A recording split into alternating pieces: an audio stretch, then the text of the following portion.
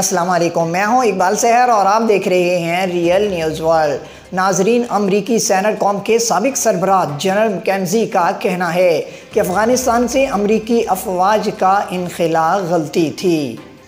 اطلاعات کے مطابق امریکی سینٹ کوم کے سابق سربراہ جنرل کینیتھ مکینزی کا کہنا ہے کہ دوحہ امن عمل اور دوحہ معاہدہ افغانستان میں شکست کی وجہ بنے۔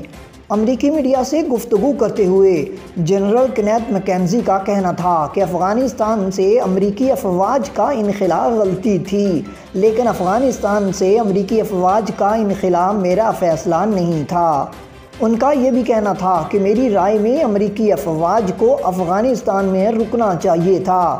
میرا کہنا تھا کہ 2500 امریکی فوجی اہلکاروں کا ایک ساتھ مکمل انخلا ٹھیک نہیں ہے، کیونکہ مجھے خدشہ تھا کہ امریکی فوج ہٹے گی تو افغان حکومت گر جائے گی۔ امریکی سینٹ کوم کے سابق سربراہ نے کہا کہ افغانستان میں شکست کی سب سے اہم وجہ دوحہ امن عمل اور دوحہ معاہدے بنے۔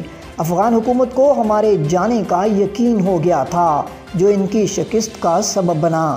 جنرل کینیتھ مکینزی کا مزید کہنا تھا کہ شکست کا الزام افغانستان میں موجود امریکی کمانڈروں پر لگانا آسان ہے، لیکن حقیقت میں یہ افغان اور امریکی حکومت کی ناکامی تھی۔ انہوں نے کہا کہ القاعدہ کے سابق سربراہ اسامہ بن لادن کو 2002 اور 2001 میں پکڑنے کا موقع ملا تھا، لیکن ہم نے ایسا نہیں کیا۔ ہم نے پاکستان میں طالبان کی محفوظ پناہ گاہوں کا مسئلہ کبھی بھی تسلی بخش طریقے سے حل نہیں کیا۔